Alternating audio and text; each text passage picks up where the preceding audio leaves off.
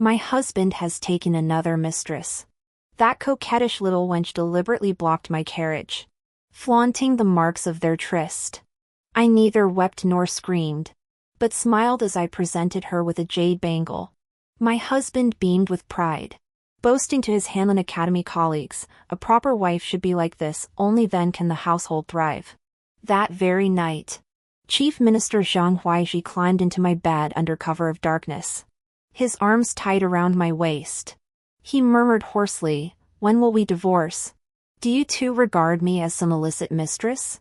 On the way home from temple prayers, a delicate, soft-spoken young woman leaned against the front of my carriage. The coachman seemed accustomed to this, making no move to shoo her away, waiting for my command. I lifted the carriage curtain, smiling as I appraised her. Willow leaf brows, almond eyes, indeed.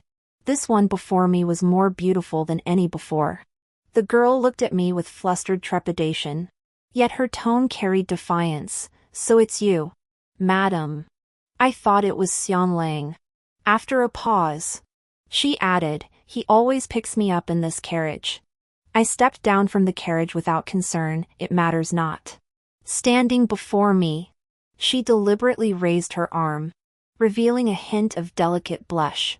"Madam," she murmured shyly. Exiled meant no offense. Xianglong promised to take me outside the city to see orchids today. So I slipped the jade bracelet from my wrist and placed it on hers. Lin Curson paused, slightly startled. I spoke softly, "It's fine. My husband had unexpected official business today and returned to the Hanlon Academy. Why don't you come back to the mansion with me? We can wait for him there." Lin Curson likely hadn't expected me to be so accommodating. Hesitant, she didn't dare step into the carriage. It was already evening, the time when officials at the Hanlon Academy finished their duties. Coincidentally, just then, voices approached from nearby. It was Xiang Xi and two colleagues. The moment Lin Curson saw Xiang Xi, she immediately adopted a look of grievance and cautiously said, "Master Xiang has arrived. Madam, I won't be going with you." She looked like a timid little rabbit, and anyone unaware might think I had mistreated her. Xiang Xi, seeing this, quickened his pace, seized Lin Curson's hand, and shielded her behind him with evident concern. My expression remained unchanged as I addressed Xiang Xi. "Little Sheen mentioned you were taking her to see orchids?"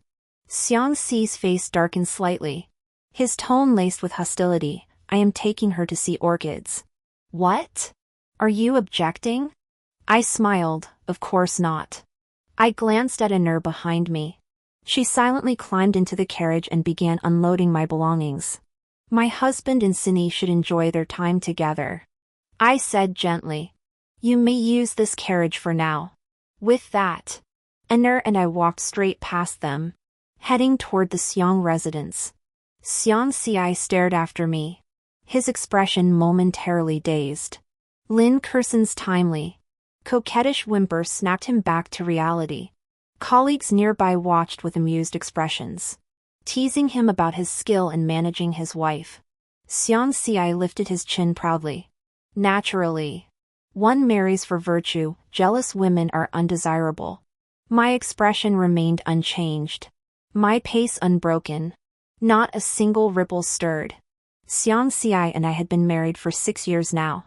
Back then, Xiang Xi and I had genuinely liked each other. At 16, Xiang Xi was born into a farming family in Wen County. My father, a minor official in Wen County, ran a bookshop and possessed modest wealth. My father valued Xiang Xi's pure family background and sincere character, thus arranging our marriage. Though he studied in poverty, he would rack his brains to save silver, sending me beautiful hairpins. When I had a fever, he would personally gather medicinal herbs from the mountains and fields. Back then, he truly held genuine affection for me. I also poured all my efforts into supporting his imperial examinations with my dowry. We got by day to day by copying rare texts for silver. Even in hardship, We found sweetness in it. Back then, through countless nights, we clung to each other for warmth.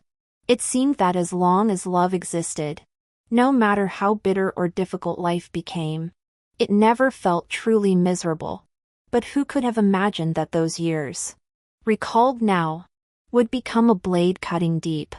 Later, he passed the exams as he wished and became a scholar in the Hanlon Academy. Our love, however, gradually eroded in the monotony of daily life. He grew tired of the braised spare ribs I made for him, and tired of my embroidery, for I could only embroider plum blossoms. Every knee pad, wrist guard, and pouch I made for him was adorned with countless plum blossoms. In the first few years of our marriage, he always carried the items I embroidered with him. But in the second year after he entered the Hanlon Academy, a new pouch appeared at his waist. Embroidered upon it were vibrant peonies. I stared at that pouch, lost in thought for a long time. That evening, I tentatively said, "Husband, I've embroidered a new pouch." Before I could finish, Xiangxi cut me off impatiently without lifting his head. "You only know how to embroider plum blossoms. Not a shred of originality." After all these years, he had truly grown weary of plum blossoms. From then on, I saw more and more designs adorning his attire. Sometimes irises, sometimes peonies. Vivid and alluring. He began returning home later and later, until he stopped coming home altogether. On the rare nights he did return, he carried an unfamiliar scent of perfume. Back then, I refused to accept it. A tidal wave of hatred engulfed me. I started secretly tracking his movements and discovered he'd bought a small courtyard in the southern part of the city, where he kept a beautiful young girl. That girl was radiant and always smiling, sweetly throwing herself into Xiangxi's arms to coo and fuss, just like those vibrant embroideries. When I saw them standing in the alleyway, locked in a tight embrace, driven by hatred, I barged in with a cold expression, catching them red-handed. I expected Xiangxi to feel guilty, to panic, to show shame. But he didn't. Instead, he instinctively shielded the delicate girl behind him while glaring at me coldly, his eyes brimming with undisguised disgust. As if I were a wicked harlot, he asked icily, "Why are you here?" That simple question tore my heart apart. I'd never seen him so cold-blooded before. So cold-blooded it was as if I were some villain who'd committed a heinous crime against him. I stared at him dumbly, tears streaming down my face before I even realized it. Yet he only grew more disgusted. "What's there to cry about? Yi Wanzhu. All these years we've been married. What have I ever done to wrong you?" Yes, he hadn't wronged me. But by this point, his love for me had long since vanished. In the end, I said nothing. I turned and walked away, my soul shattered. Enough. Enough. There was no point in making a scene. From that day on, Xiangxi didn't return home for a very long time. Instead, he spent his days clinging to that mistress. He was deeply in love, his face glowing with radiance. I would hide in the alleys near the Hanlon Academy, watching him from afar. I watched the deep smile on his face, watched the ever-changing pouches at his waist. And I, hiding in the corner, felt like a pitiful clown. Night after night, I began to have nightmares. Night after night, I lay awake, tossing and turning. Every time I closed my eyes, I'd see him shielding that mistress behind him, as if afraid I might harm her. I became depressed and restless day and night, drifting in a haze. I started suffering from unbearable migraines. Migraine after migraine, growing more intense. When they struck, I'd break out in cold sweat, curling into a ball. Pinger wept as she summoned a physician to treat me, but the medicine he prescribed had little effect. It wasn't until 3 months later that Xiangxi returned. He even bought me a beautiful hairpin, the the most fashionable style in the capital. He coaxed me gently, apologizing, saying he shouldn't have spoken to me that way back then. I thought he'd reformed, and my spirits lifted considerably, even my migraines eased significantly. After all, we were young when we married, and having spent so many years together, I was willing to forgive him if he truly wanted to return. I secretly comforted myself with this thought, refusing to accept reality. But later, I learned he had simply grown tired of her. He casually gave that mistress a sum of silver and dismissed her. He never intended to reform, he'd simply grown weary of that body. Not long after returning home, he became obsessed with collecting fans. All kinds of fans, from landscape designs to portraits of beauties. I followed him discreetly and discovered he was consorting with a talented fan painter. Perhaps I'd grown numb. This time, I felt none of that gut-wrenching agony. Only my migraines seemed inescapable. They would flare up every evening. Then, after another fleeting few months, he grew tired of that fan-painting beauty too. His indulgences grew increasingly extravagant. He kept a courtesan here, flirted with a pipa player there, utterly lost in pleasure. At his peak, he was involved with 3 women simultaneously, each his cherished darling. As for me, I went from initial agony to numbness, and now to this calm indifference. 2 years passed in the blink of an eye. Countless beautiful girls had come and gone by his side during those 2 years.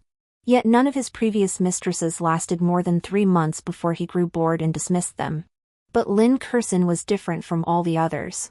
She had been by his side for half a year now. She was the first mistress to remain so long at Xiangxi's side. Lin Kursin's appearance earlier was merely testing my limits. But after enduring these 2 years, I've long since grown numb. What limits could there possibly be left?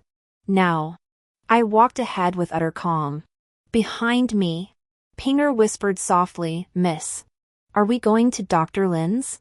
My footsteps faltered slightly. "I'm rather tired today." "Go send word, we'll go tomorrow instead." Pinger replied with a quiet yes. "Miss," then turned and slipped away without a sound. I returned alone to the Xiang residence. The Xiang residence felt cold and desolate, with few servants present. Xiangxi was merely a 6th-rank official. His salary modest. These years in the capital had only just allowed him to establish a foothold here.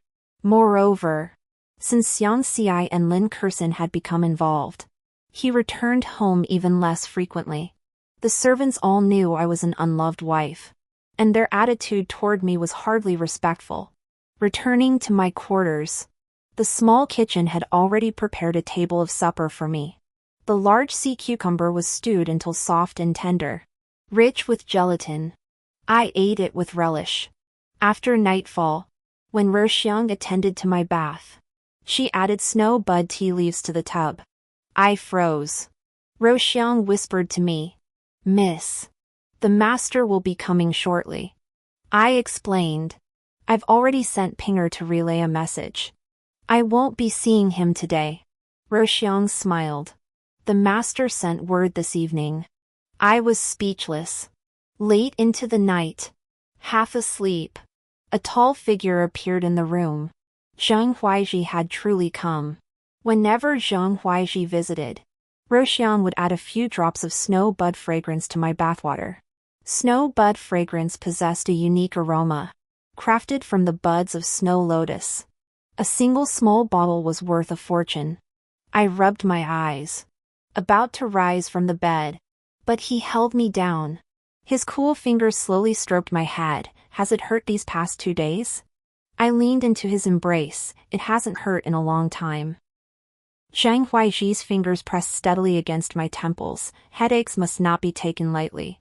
You must massage them at least 3 times within 7 days. Why didn't you go to Lin Qing today?" Beneath his concerned tone, a hint of displeasure lingered. His fingers shifted to grip my chin. "Is it because of your husband? That broken book scholar?" Xiangxi worked as a compiler in the Hanlin Academy, and Zhang Huaixi always called him a broken book scholar. I smiled and clasped his wrist. Today I went up the mountain to worship the Buddha. I performed 3 kneels and 9 bows to pray for a peace amulet for you. That's why I'm a bit tired now. The displeasure on Zhang Huaixi's face gradually faded, replaced by a faint upward curve of his lips. This was the sign he was pleased.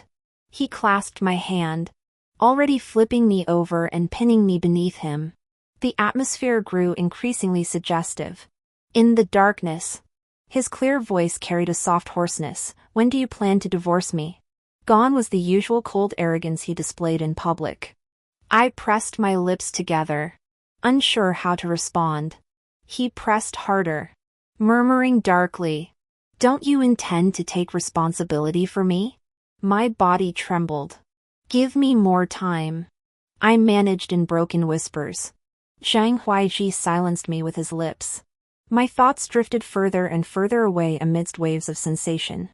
I lost track of time until he finally released me. Half asleep, half awake. Zhang Huaixi's voice drifted faintly. "If you refuse to divorce me, then I'll help you along." But I was too exhausted to make out what he was saying. My first meeting with Zhang Huaixi took place in my Yueqing Pavilion. 2 years prior. Numb with disappointment towards Yangci, I opened a bookshop to occupy myself. Yueqing Pavilion specialized in selling ancient texts from the folk tradition, ones on the brink of being lost. It was autumn when Zhang Huaixi came to Yueqing Pavilion, specifically requesting a copy of the Strategies for Founding a State, a banned book from the previous dynasty. Yet, of all places, I actually had one. It was one of the few remaining copies in the world. My father's bookshop specialized in rare and obscure texts. Many of Yueqing Xian's volumes were transported here from his establishment. I observed Zhang Huaixi's noble bearing and exceptionally handsome features. The Suzhou brocade robe he wore alone was priceless, let alone the deep blue jade pendant hanging at his waist. Leaning against the counter, I offered a half smile, half tease. "Want the Strategies for Founding a Nation? Fine." I quoted him an astronomical price. To my surprise, Zhang Huaixi agreed instantly. His acceptance was swift and decisive. My interest piqued. "Aren't you going to haggle?" Zhang Huaixi's gaze deepened slightly as he leaned close to whisper in my ear, "What perfume does my lady use?" "It smells exquisite. I use Wenqin Xiang, a scent my mother taught me. A secret family recipe." After that, Zhang Huaixi often visited Yueqing Pavilion to see me. Sometimes he'd splurge on my books, but more often he'd buy none. He'd simply sit in a corner, quietly holding a book. I couldn't tell if he was reading it or reading me. Yueqing Pavilion was exquisitely refined and elegant. Noble ladies and gentlemen would occasionally visit to buy books or simply sit a while. Numerous officials from the capital frequented the bookshop too. Whenever they encountered Zhang Huaixi within its walls, they would bow with utmost reverence and trepidation, addressing him as Lord Zhang.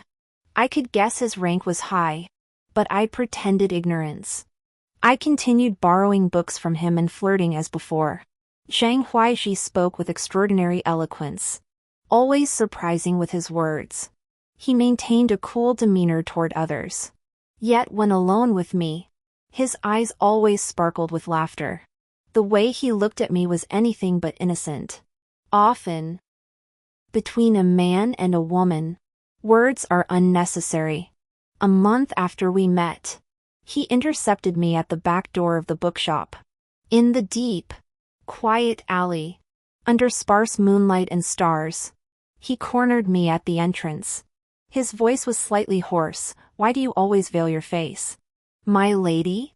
I laughed softly, wrapping my arms around his neck with deliberate ease, "Because the more mysterious, the more attention it draws." Zhang Huaixi slid his arms around my waist. His voice husky, "My lady's eyes and brows possess a natural allure.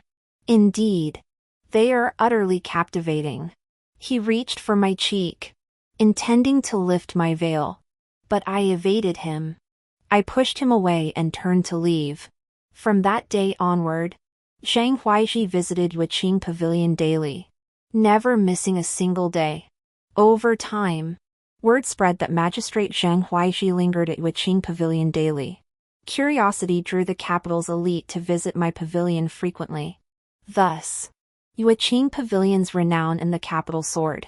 Rumors even circulated that Chief Minister Zhang Huaixi had lavishly spent a fortune on rare manuscripts just to win a smile from the proprietress. Once such rumors spread, the prices of the rare manuscripts I transcribed at Yueqing Pavilion soared accordingly. They even reached astronomical levels. Literary figures and poets throughout the capital took pride in obtaining handwritten copies from the proprietor of Yueqing Pavilion, making it the hottest new trend in the city. Only then did it dawn on me that this Magistrate Zhang was none other than the famed Chief Minister Zhang Huaixi himself. The most amusing twist came after the proprietress of Yueqing Pavilion gained widespread fame. One day, it even drew the attention of my husband, Zhang. He entered while I was entertaining several dignitaries in an upstairs private room. Descending the stairs, I encountered Zhang head-on. It was laughable. We'd been married for 6 full years. Yet he failed to recognize me. He merely stared at me blankly, taking a long moment to snap out of it. His face flushed as he stammered, "My lady's crimson gown complements those peerless brows and eyes most perfectly." I raised an eyebrow, shot him a mocking, dismissive glance, and strode away. But Zhang seemed flustered. He hurried after me, adding somewhat awkwardly, "Your Excellency, I hold the rank of Hanlin Academy Scholar, having passed the imperial examinations 3 years ago." "My lady, you." I knew Zhang all too well.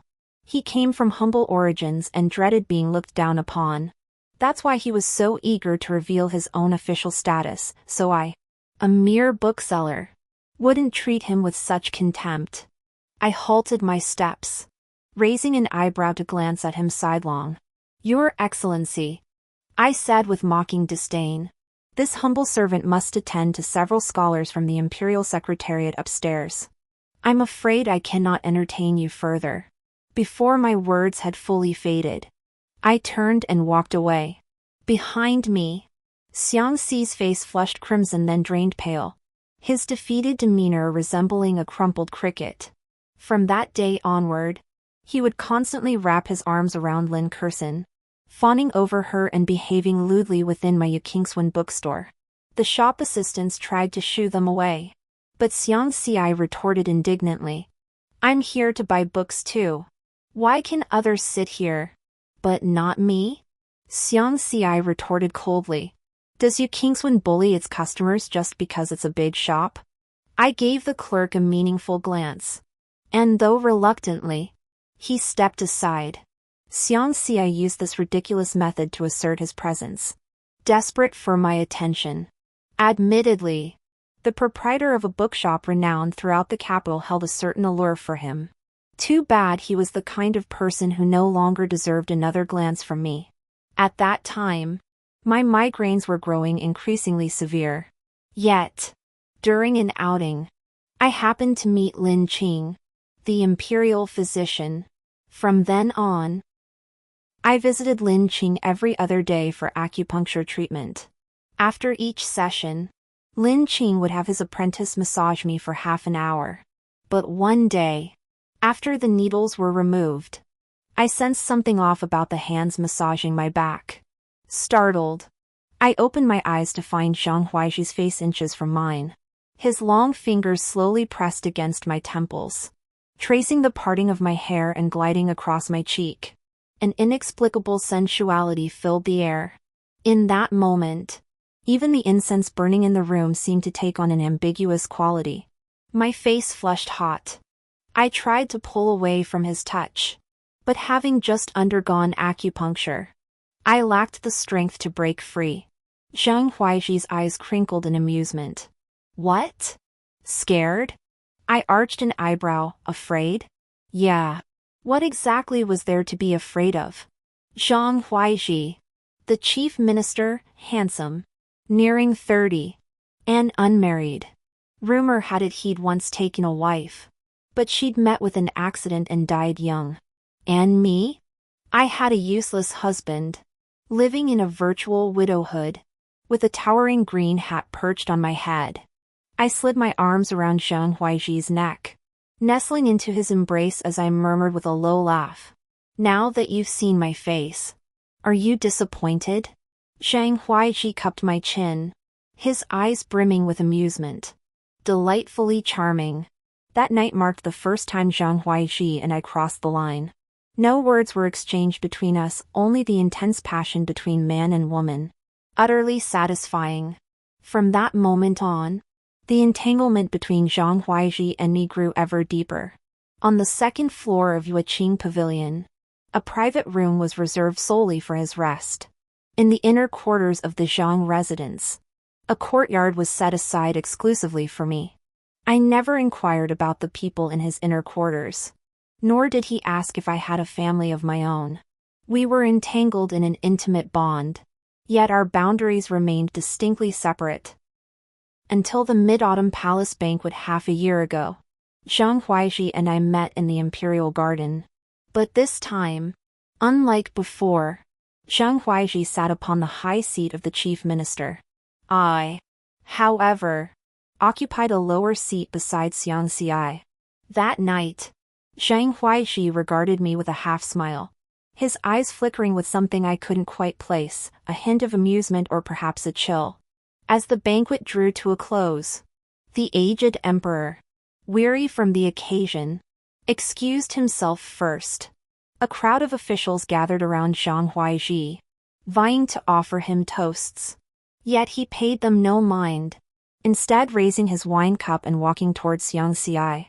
Xiang Xi, oblivious, held his wine cup and remarked to a colleague beside him, "My wife has no refined tastes whatsoever. Even her embroidery skills are limited to stitching plum blossoms." I lowered my gaze, seated at my place, pretending not to hear. Zhang Huaiji halted his steps, listening with keen interest to Xiang Xi's complaints. Xiang Xi continued, "All she knows how to do is braise pork ribs. Everything else is unpalatable. Not to mention the arts, she's utterly ignorant of music, chess, calligraphy, or painting."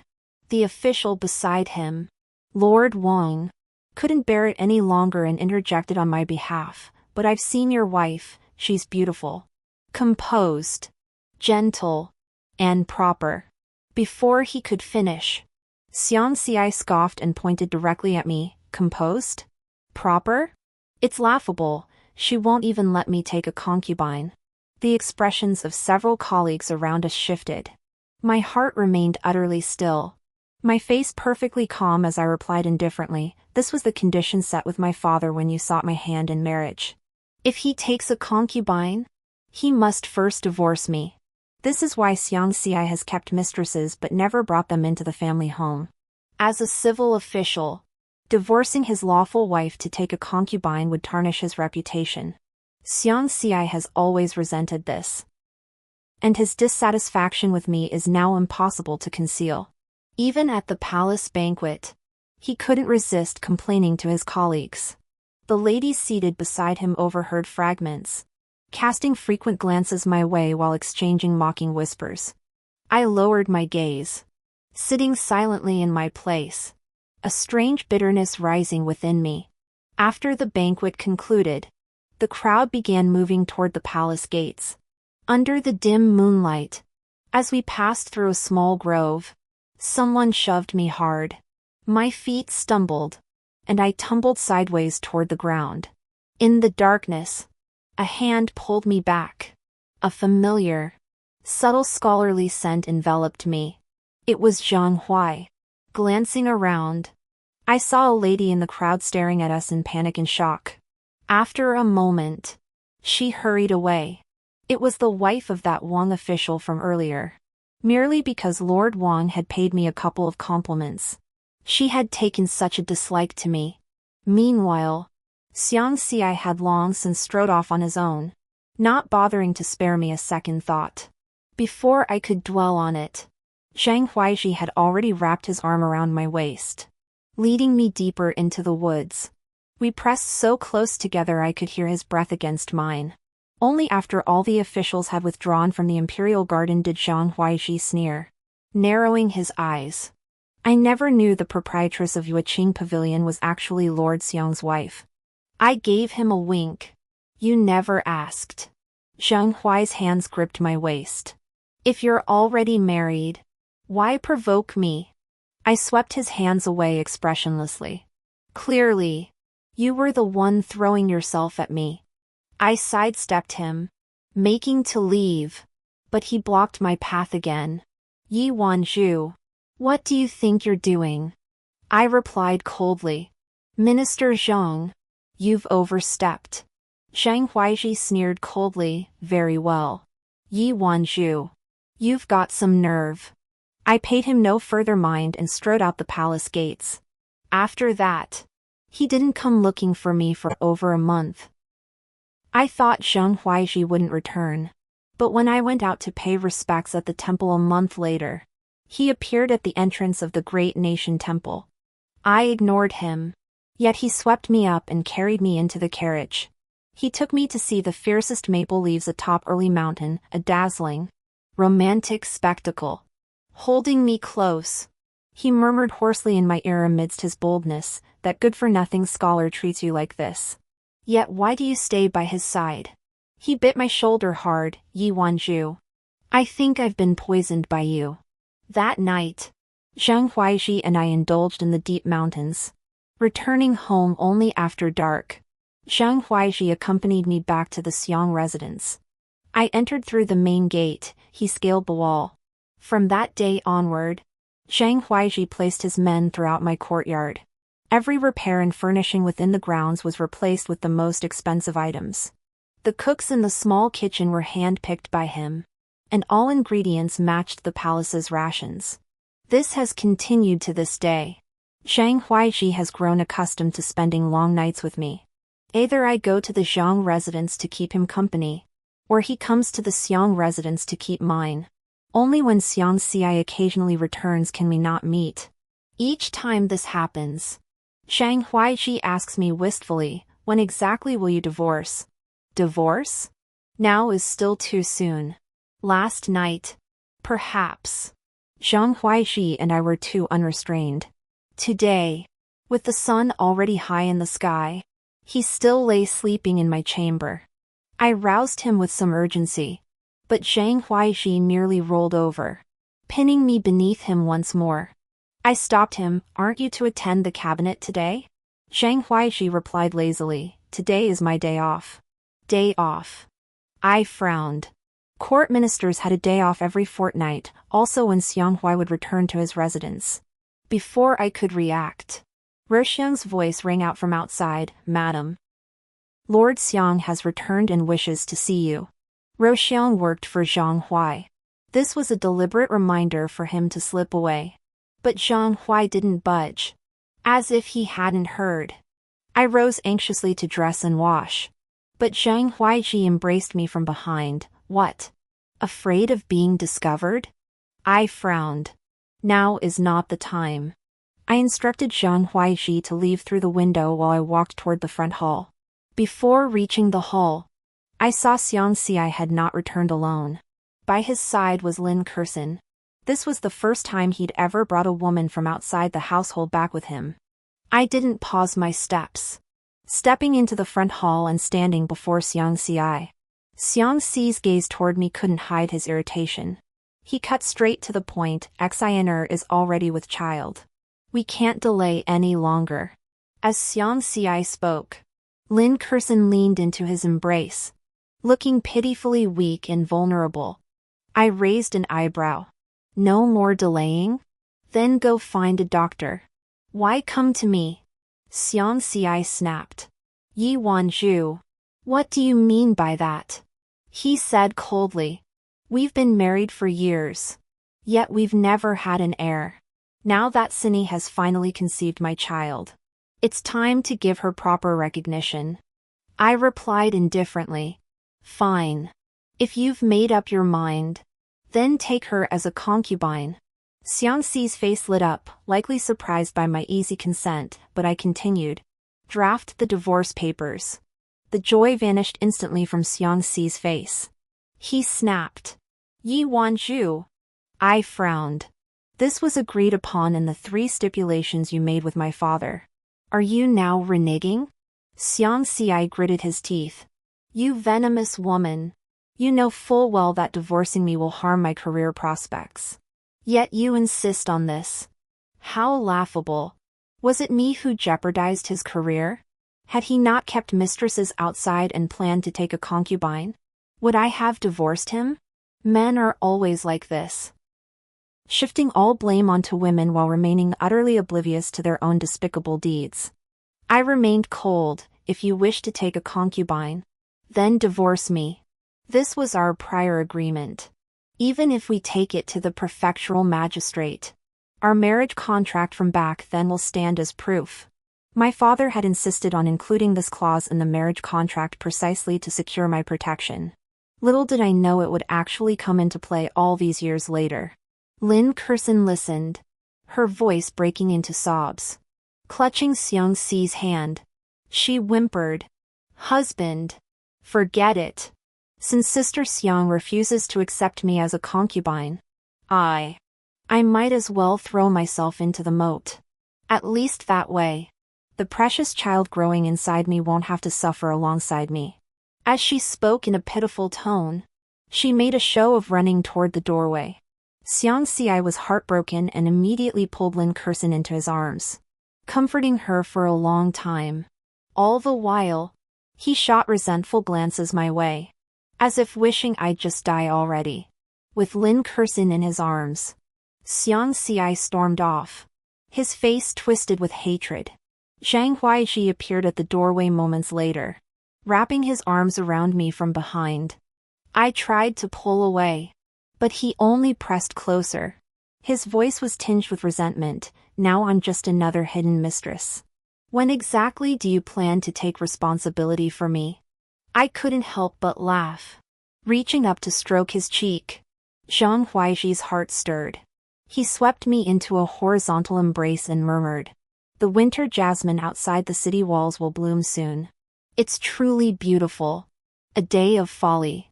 3 days later, at Yueqing Pavilion, Xiangxi came again. During this period, he still visited every few days. Today, upon seeing him arrive, I proactively presented him with a rare, one-of-a-kind book. Xiangxi was flattered and surprised, his eyes bright as he looked at me. Shopkeeper, you're being quite generous today. I gave him a coy, flirtatious glance. Xiangxi seemed a bit dazed, staring at me blankly, unable to fully process it. For some reason, Xiangxi murmured slowly, I feel an inexplicable familiarity and warmth about you.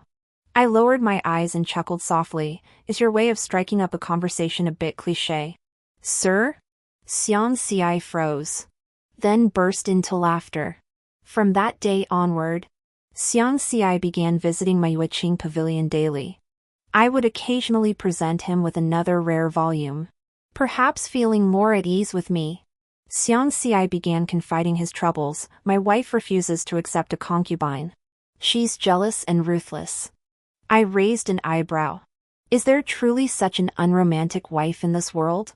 When speaking of me, resentment flickered in Xiangxi's eyes. All these years with her, she's rigid and dull, utterly devoid of charm. Xiangxi ranted on and on. From my daily habits to my stubborn, unreasonable refusal to let him take a concubine, he criticized everything. After listening, I lowered my voice. If you truly despise her so much, why not find a way to destroy her?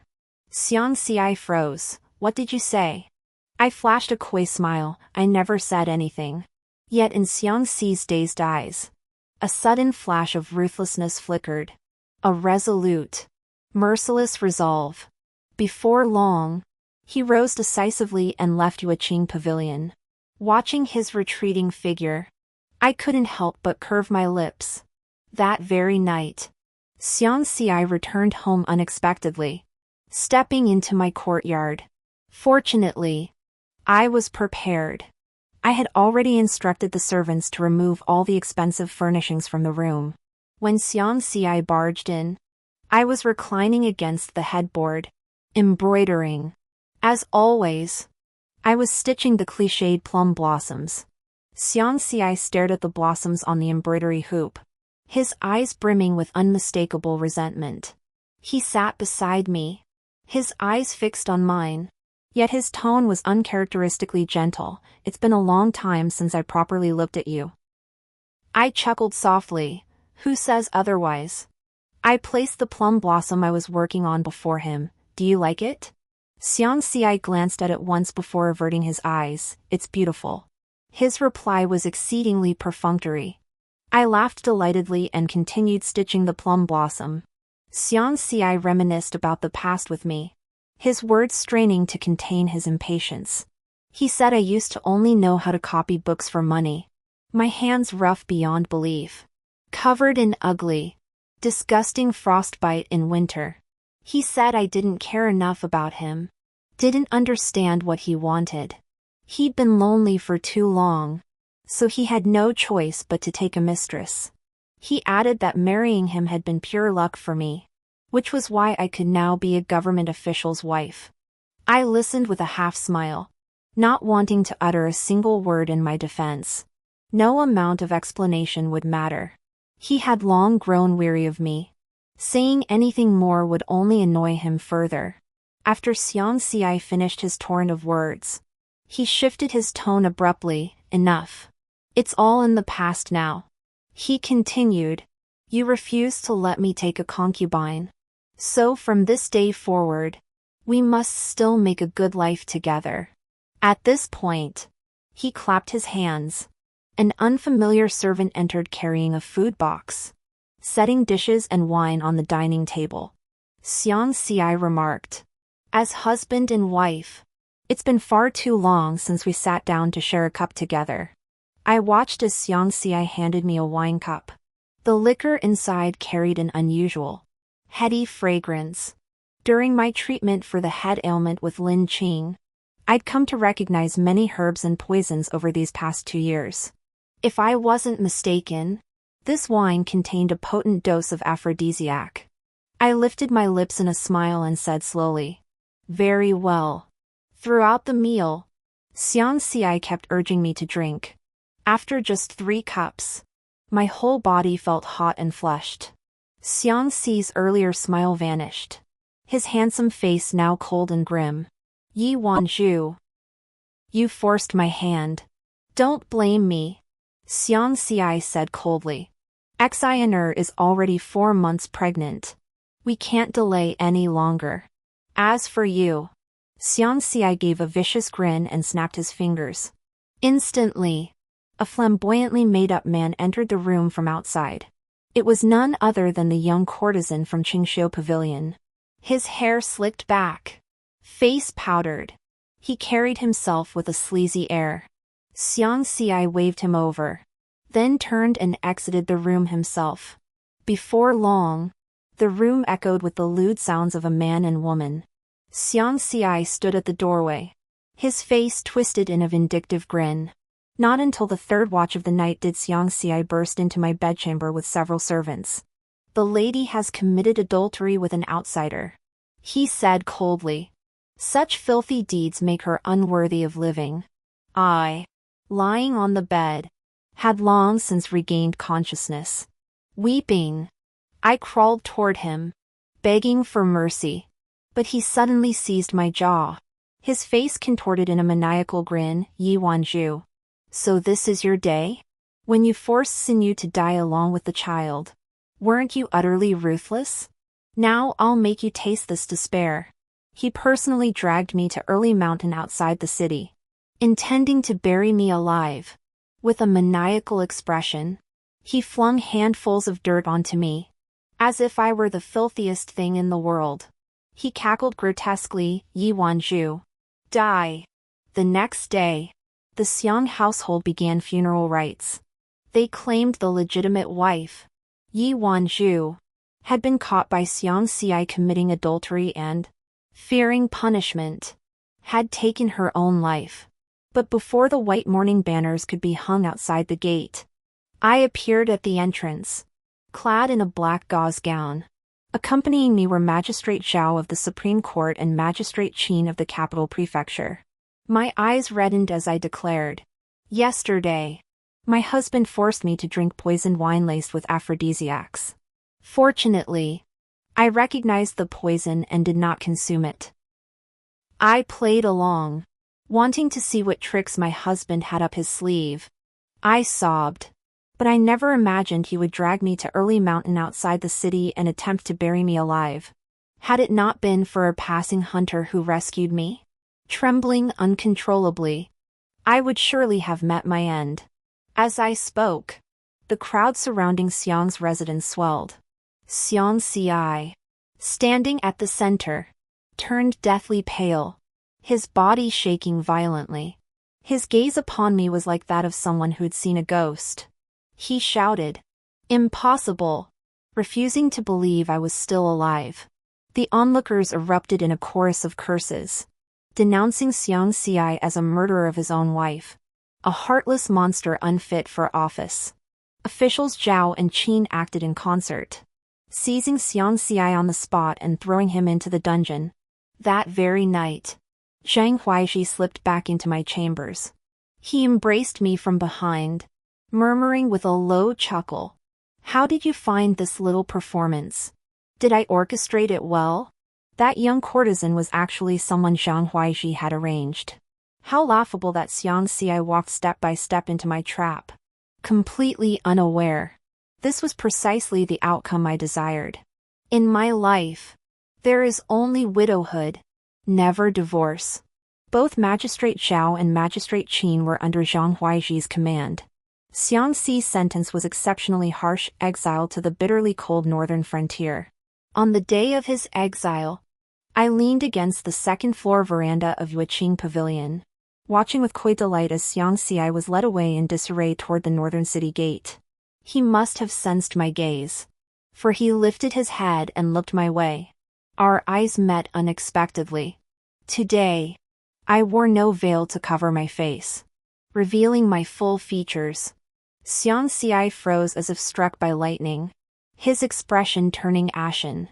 The next moment, he charged toward Yueqing Pavilion like a madman, shouting hoarsely, "You're Yi Wan?" before his roar could fully escape his lips. The guard beside him lashed him with a heavy whip. Instantly, his flesh split open. My smile grew even more alluring as I propped my chin in my hand, watching him. I mouthed silently, "Poor thing." Xiang Xi's face turned ashen. He trembled, pointing at me, his body shaking so violently he couldn't speak. But just then, a tall, slender figure approached from behind me. Zhang Huaixi wrapped his arms around me from behind, pulling me completely into his embrace, an intimate gesture. Xiang Xi, who had been turning blue moments before, now paled to a deathly shade of white. His eyes widened, bloodshot and wild, his entire body shaking violently. Yet, in the end, he said nothing. He was forcibly dragged away by the guards, his body being hauled further and further away. Zhang Huaixi murmured in my ear, "What? Feeling sorry for him?" I turned, lifting his chin, "Put him out of his misery. He looks pitiful." Zhang Huaixi embraced me. "That depends on your performance today." Zhang Huaixi had always wanted me to marry him, but I never agreed. Marriage is merely a game between men and women. Once obtained, it ceases to be cherished. But if I kept him hooked, he'd become addicted, sinking deeper and deeper. It was nothing more than a game of fishing and reeling. The end.